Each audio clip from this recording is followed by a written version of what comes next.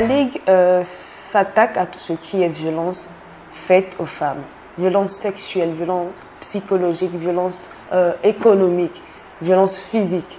C'est vrai qu'on parle de droits des femmes, les droits des femmes sont assez vastes. Donc nous, on a essayé de se mettre un peu sur tout ce qui est violence faite aux femmes. On fait beaucoup aussi de sensibilisation sur les réseaux sociaux, mais aussi sur le terrain.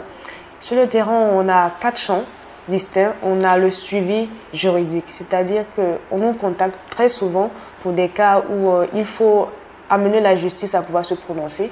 Et ces femmes qui viennent vers nous, la plupart, sur 98%, je vais dire, n'ont pas de ressources. Donc, on fait appel à nos juristes bénévoles, à nos avocats bénévoles qui sont à la Ligue. On a un département juridique qui est géré exclusivement par des juristes, par des gens de droit, qui vont aider la survivante à pouvoir avoir gain de cause ou à pouvoir lui indiquer les voies et moyens qu'il faut pour pouvoir atteindre un certain objectif. On a la prise en charge médicale. Il faut dire que lorsque souvent les femmes viennent vers nous, il y a le certificat médical qu'il faut payer souvent pour aller en justice. Et ça coûte 50 000 francs en Côte d'Ivoire. Donc imaginez-vous que quelqu'un qui vient, qui a été violé, on lui dit, bon, pour pouvoir poursuivre ton agresseur, il faut que tu débourses 50 000 francs. Vous imaginez qu'elles ne vont plus partir. Donc les cas qu'on a, ce sont des personnes qui ont osé parler. Donc on n'imagine pas le nombre de celles qui n'ont pas pu parler parce qu'il n'y a pas d'argent pour poursuivre les procédures judiciaires.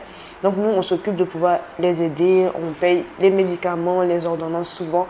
Et voilà, on essaie de pouvoir les conduire après vers un spécialiste au niveau psychologique. Parce que c'est important, on le fait aussi avec des psys qui sont bénévoles. Il faut qu'on le dise, tout est bénévole. Et souvent, on paye nous-mêmes des séances ou des partenaires offrent des séances de suivi à certaines survivantes. Le dernier point, c'est le volet économique.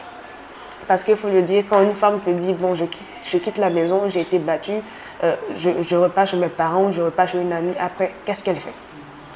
Et là, il faut que souvent la Ligue se mobilise pour essayer de faire des levées de fonds. On essaie d'avoir de l'argent voilà, avec des partenaires, mais il faut le dire, on vit de nos propres cotisations.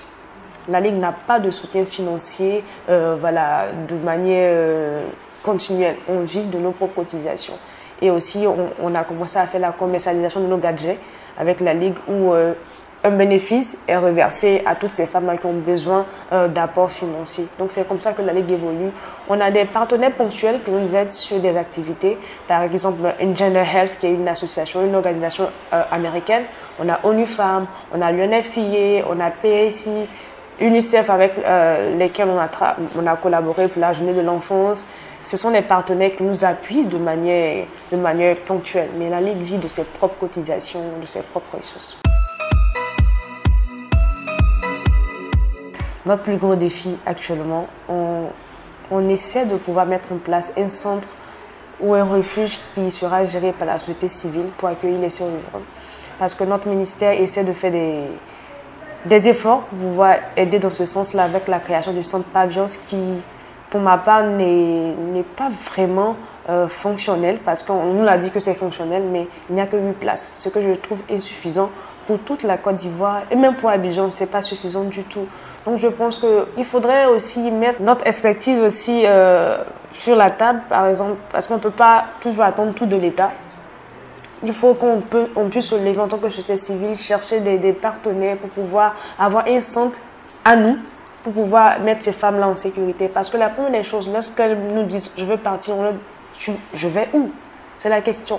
Et on essaie de voir avec certaines personnes qui essaient de les héberger pour un petit moment, le temps qu'elles puissent rebondir sur leurs pattes, mais c'est vraiment compliqué. C'est le plus gros frein qu'on a dans notre lutte. On espère que d'ici 2021-2022, on pourra avoir ce centre-là. C'est même pas quelque chose de vraiment grand. Soit une maison de 3 chambres sur 1 an, 2 ans, qui peut recevoir ces survivantes qui sont en danger.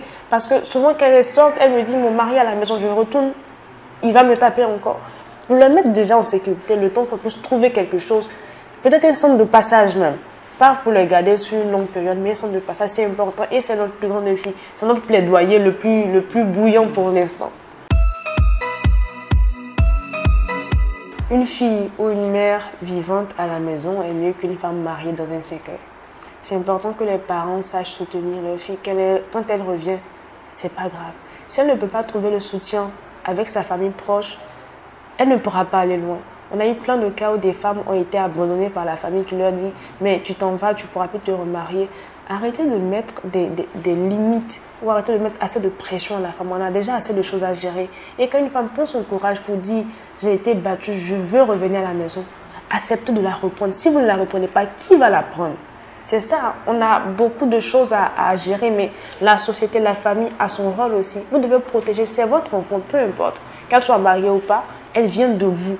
Donc c'est votre responsabilité de prendre soin d'elle. Qu'elle ait 50 ans, 60 ans, si elle dit qu'elle revient à la maison, ouvrez les bras, prenez votre fille et apportez-lui le soutien qu'il faut.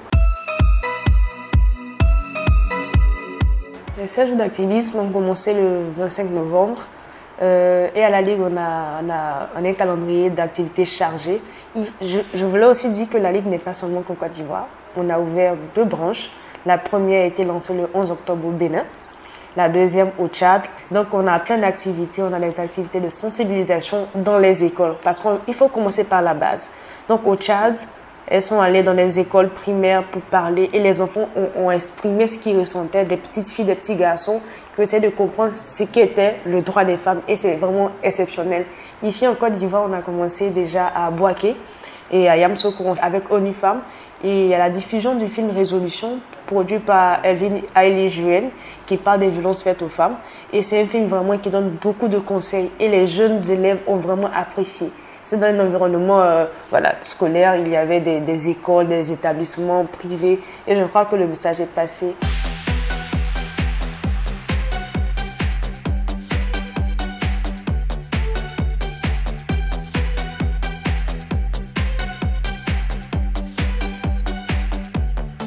Merci beaucoup pour l'invitation surtout.